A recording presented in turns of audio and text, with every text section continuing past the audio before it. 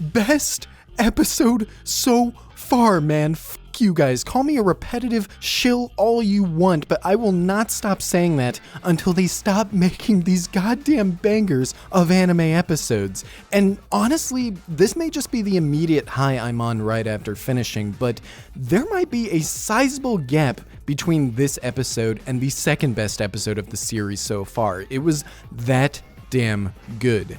How many times will they surpass themselves over the course of this season? I have no idea, but this episode was just genuinely spectacular in all of the ways that you could possibly want it to be. Hello everybody, I am Phenom Sage, and welcome back to another Chainsaw Man episode review. Today we are going to be talking about episode 6, Kill Denji, man, and part of me really hopes that I am not alone in thinking this episode was fantastic, because on the surface, there's not a lot that's actually happening in this episode. We're stuck on this one floor of this one hotel, biding time until the very end of the episode when everything culminates, and I could see an average viewer getting tired of that after a while. But I just found it absolutely riveting, man. The sheer sense of atmosphere and tension and disorientation and horror. Chainsaw Man is making a great case as a compelling horror series at some points. All of these things feel like they're conveyed in just the right way, where it never gets boring watching these characters try to figure out how the hell to get out of this place and take care of the eternity devil that is trapping them there.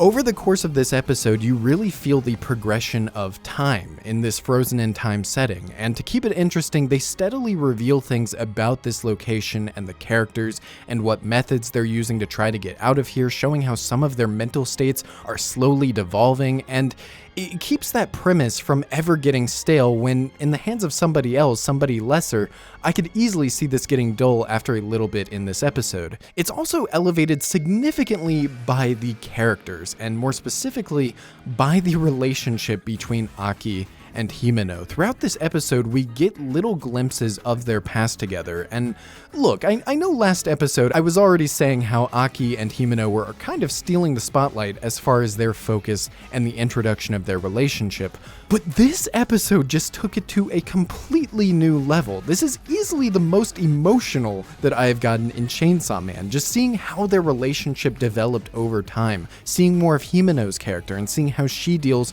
with her own trauma and her own past. I mentioned it last episode, but now I'm definitely doubling down on it. Himeno is spot on with Yellow Diamond's character in Hoseki no Kuni. Watch it if you want to see what I mean by that. And by the end of this episode, when she's trying to stop Aki from using this life-draining sword, and when she sees him get stabbed for the sake of Denji, that cool facade that she's been trying to keep these past few episodes all this time just breaks down completely because she can't handle losing another partner. And I was just losing it at this point, man. Himeno might be best character by the end of this series. I absolutely love characters like this, and you already know in the next episode when Denji takes care of this devil, there's going to be a really emotionally satisfying moment when she gets to thank Denji for not letting Aki give up part of his life. And I think by the end of this whole situation, we will have a lot more trust from Himeno, Kobeni, and Arai towards Denji, and even towards Power to an extent. But obviously, it wasn't just Himeno who got really great and satisfying screen time this episode. The other big standouts for me were Aki, of course, but surprisingly also Denji, man. Denji, by the end of this episode, I was almost saluting at my screen with how much I was enjoying Denji's character. Anybody else in this situation, Kobeni and Arai can talk as much trash as they want about Denji being the reason for all of this happening, but I don't think a lot of people in this situation would be able to respond to that pressure and to the concept of being surrounded by people who are essentially telling you you will have to die, as well as Denji takes it in this episode. I doubt that he even harbors any kind of ill will or bad feelings towards these people around him telling him that there's no other choice, just because one, I'm sure that he does understand to an extent that there really isn't any other option here, but two, it also comes down to how he was raised and how he grew up, because Denji lived in an environment where nobody cared whether or not he lived or died. So if anything, these kinds of reactions around him are perfectly in line with what Denji is used to, which is really sad, but is also what got me so emotional by the end of this episode, when Aki protects Denji from this knife and talks about how in this mission and in this pursuit of the Gun Devil, people like Denji who are willing to stand up against that with no fear are extremely rare, and that Aki is willing to die if it means protecting somebody who will help him in that dream and in that cause.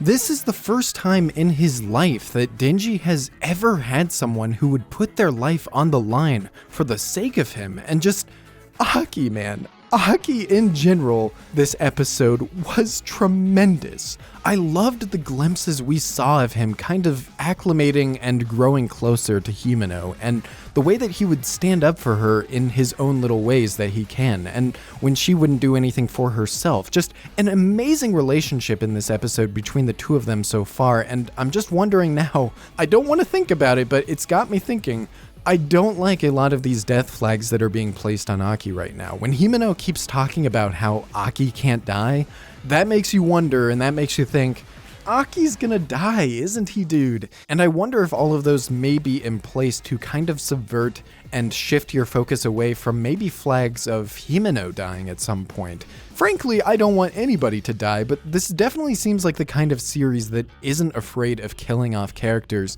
in one way or another. But if that does happen, I do think it's a while away. I think it would be very premature to start killing main characters, really good main characters at that, like this early in the story. Those were the standouts for me, but the other characters were also very fun to watch, and there was a lot of great comedy this episode as well. I can now get a picture for why everybody loves Kobeni's characters so much. He's extremely pathetic in a way that is very funny and very entertaining to watch. I mean, even the in-universe characters are laughing at how ridiculous she is. But at the same time, when you hear about her situation, her family situation, and her past, it's like, god damn, dude, should I even be laughing at this right now? I just feel really bad for you. The one thing is, I could see a character like her getting kind of stale over the series if they keep this one-note behavior, so I do hope eventually, maybe not in the foreseeable future, but I do hope at some point we do get sprinkles of more genuine characterization like the stuff we get about her family this episode, and more compelling dynamics between her and the others to help flesh her out a bit more among this cast. I do, after this episode, have a few questions about plot points that were brought up and will clearly have some kind of influence on the story going forward. One thing I was wondering throughout the episode that I think got kind of answered by the end was why this Eternity Devil wanted to kill Denji specifically. I thought it may have had something to do with an overarching scheme with the devils involving Denji, but it sounds like the only reason it really wanted him dead was because of his chainsaw ability. But it does kind of imply that out of all the members here, except for maybe Aki, since he can't actually use his ability here, it implies that Denji may be the strongest and most powerful member of this team. I would have thought that members like Aki or Himeno would be superior and have more strength due to their experience, but I guess chainsaws really are that scary in the real world. Another thing I was thinking about is the nature of Aki's sword, and more specifically just where he ended up getting it. We know from Himeno that it's apparently some kind of ultra ability that costs years of your life in order to wield. Very Death Note in that way. But I wonder if this also came from a contract with the Fox Devil, or if it's tied to another devil that he encountered at some point, or if it's just something completely unrelated in this world that we haven't dived into yet. Lots of answers to still get there. Either way, I really like setting it up here at this point in the story without actually using it, because that's, in my opinion, how to handle really good setup and foreshadowing. Introduce plot point, don't focus or execute on plot point, keep it in the back of the audience's head, and then bring it back in the future in an even more appropriate situation when the audience knows what to expect and what the consequences will be, which ends up adding even more tension to the story later on.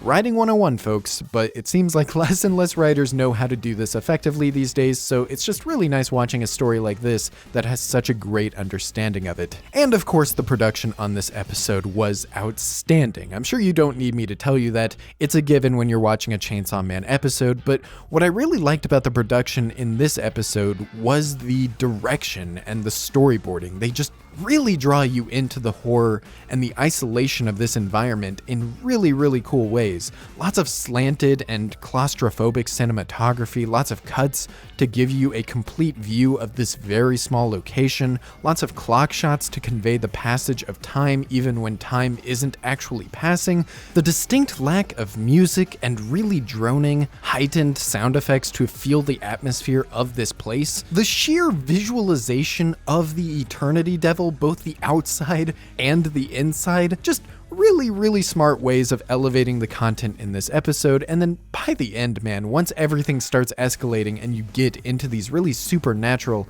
and fantastic scenarios with the Eternity Devil and this hotel flipping on its side, just the animation, the visuals here are stuff that I have genuinely never seen before in animation, and certainly not with this level of polish and execution. One last interesting thing I wanted to mention about this episode is the devil itself. Now, I've seen some people kind of interested by the fact that the devil this episode isn't necessarily founded on a physical entity in the real world. No animals, no objects. The devil this episode is based on more of a concept than anything else. And one, this is really goddamn cool as far as the potential for future devils later down the line.